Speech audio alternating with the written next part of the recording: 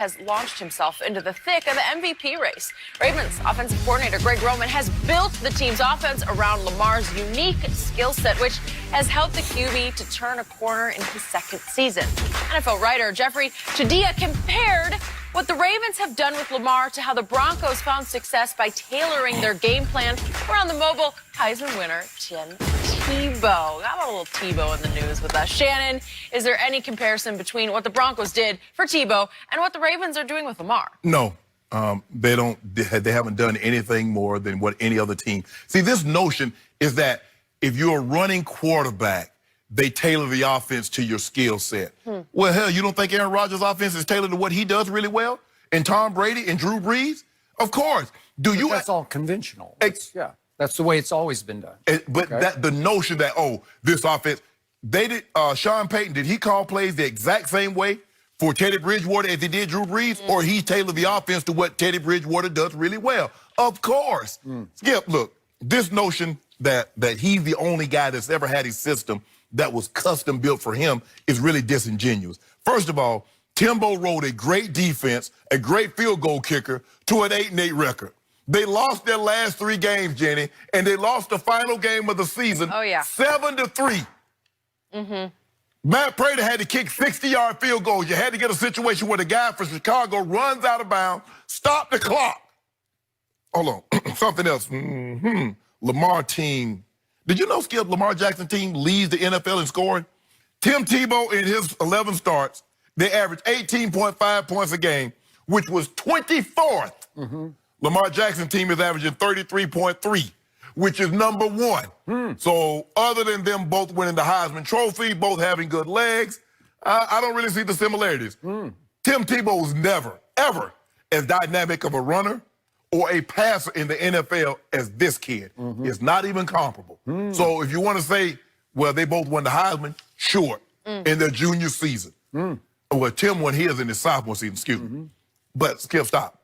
That's where it stops. That's where it ends. There's no comparison. It's not even close. And the reason why the Broncos moved on, they realized that, you know what?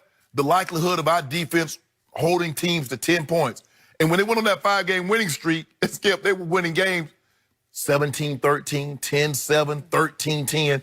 You can't play like that. Oh. So. Really? No. Those didn't count? Skip. They said, you didn't score enough, you lose. Do you believe? Right? There's a reason why. And the reason why the Ravens, after that historic defense in 2000, they said, what's the likelihood of our defense coming back and giving up another 165 points for the entirety of the season? You're going to have to score. The one thing that this team can do, because their defense, the Ravens defense is good, it's not dynamic, it's not great, they can put points on the board. And the Broncos, they struggled doing that. It was a defensive battle, and Matt Prater, time after time, had to walk on the field at the end of the day and kick 60-yarders, 58-yard field goals. If you think that's sustainable for a 5 or 10-year time frame, it's not. Okay. So help me out here. Tim Tebow in 2011 started 11 games on stretch. And how many times did he walk into your restaurant and you said, come on in, Tim? How many times out of 11? That's not what we do. 7 out of 11 times he came to your restaurant and you said, come on in. And by the way, he was the most famous player who ever walked into your restaurant. No, he wasn't. Yes, he was. No. Name somebody more famous. Dak. Dak's lived at your restaurant. Yeah, he's got his own private room with bottle service. Especially last month. Specials as well. Yeah. Here's what happened. Tim Tebow blazed a trail. He opened a door that Lamar is running through. And I will be the first to give you this. Lamar's a better thrower. The football, even though he's not a great thrower, but he's better than Tim Tebow, maybe markedly better than Tim. Yeah. Until crunch time.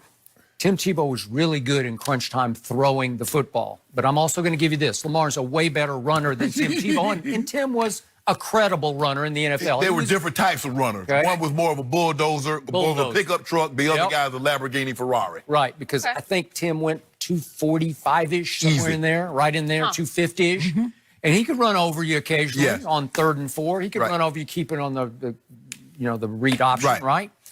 So what happened? That team was 1-4, just dead in the Denver water. And John Elway had taken over. John Fox had taken over. New regime. They did not draft Tim Tebow. Who did? Josh McDaniels, now calling plays for Tom Brady.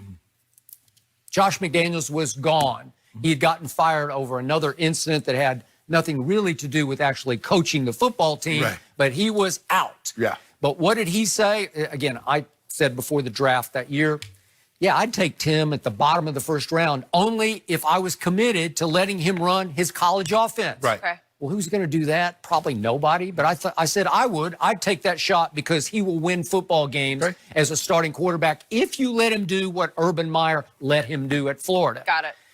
Josh McDaniels took him 25th, bottom of the first round. And I don't know what Josh's plan was for Tim because we never got to really see it, right? He was gone in Tim's rookie year at mid-year, right? Yep. Yeah, after they came back from London. Yep. He, you know, he got That his, was it. He got his camera out, Jenny. Yep, got his camera out, and he was out. Yes. So we get to the next year, and Kyle Orton is the starting quarterback for 5 games, and they are just abysmal. They are dismal. They're unwatchable. So Elway and Fox finally said, let's get this Tebow thing over with. People are clamoring for Tim Tebow. Let's give him Tim Tebow at Miami in game number 6. Yep. And you know the rest of the story. It's NFL history because I'm not sure any quarterback's ever gone on a more unlikely run than Tebow went on for the rest of the year. They won in overtime, thanks to Mac Prater at Miami, but he set up that field goal with a couple of big completions. And Eric Mangini, who's also on the show, he contributes here, but he's on our show on ESPN, repeatedly said in 2011, the weird thing about Tim Tebow is he gets deadly accurate in the last 5 minutes of games. It's like he's going to will the football where it's supposed to go. There's a lot of that in his intangible makeup, right? Yeah. So what did we see? We saw him lead the NFL in QBR over the last 5 minutes of all those 11 games leading to the playoff game at home against Pittsburgh. And what happened in that game? He threw for 316 in that game. And they rushed for a bunch of yards because guess what he had turned them into? The #1 rushing attack in pro football. So the phrase that I hate the most, but I always use, there are different ways to skin this cat. Well, he was skinning it a whole different way than anybody had ever skinned it because they were leading the league in rushing. They were controlling the football. They were often keeping the defense off the field. It had been awful for the first 5 games. It had the capability with Von Miller to be pretty good. And yet that style, that sort of recipe was winning a lot of football games. It was. Okay, so it worked. And then I saw something in that article you mentioned that that Tebow couldn't sustain. Well, he never got a chance to sustain it because that was the end of Tim Tebow, as we knew and for a moment loved him. Because Denver had Peyton Manning knocked on the door in the offseason. Can I play here? Yeah. Would I go with Peyton Manning over Tim Tebow? You better. Well, they was moving on. They was moving on if had Peyton not knocked on their door. Okay, well, whatever. So Rex Ryan acquired Tim Tebow and promised him, according to Tim on the phone, I'm going to give you a shot to win the starting job. He didn't get a shot with the Jets. So again, they weren't going to give him a chance to do what Urban Meyer did at Florida. Well, he went to what you call him, Skip, Philly. Okay, but that was in the preseason. He went to the preseason. He actually played pretty well. And I don't know what happened. Yes, I came on your show and told you he wasn't going to make it. Okay, well, he was playing pretty well. No, he was not. Remember, pull that tape. Okay, and then Belichick just liked the kid, so we brought him to camp for a minute. You mean to tell me the guy that drafted Did anybody give Tim Tebow a shot? Anybody give him that kind of shot? Did anybody say, I'm going to go into game 1 next year doing this with Tim Tebow? I'm going to let him run the read option, the zone read the whole year. Well, Skip. Did anybody do that? No. Nobody did. Because they was like, unless you got the 85 Bears, the 2000 Ravens, or the 02 Bucks, to have an outstanding defense that's going to keep the game. Because what happens if the score is 35-0 the last 5 minutes of the game? He's moot. It doesn't matter. They didn't get behind 35. That was my point. The defense had to keep the game close. Well, they had a decent defense. They had it hadn't played very well. Because you know what happens when you have a Tim Tebow? He lifts the whole squad. Everybody starts playing at a higher level because he's fun to be around and it's contagious energy. Well, you Skip, you do know after he won that 18-15 game in overtime in Miami, he came right home and got beat 45-14 by Detroit. Yep. And there were some games which they got blown out. Okay. And then they lost at home 7-3. When do you see a game 7-3? Yeah, there's a whole bunch of games.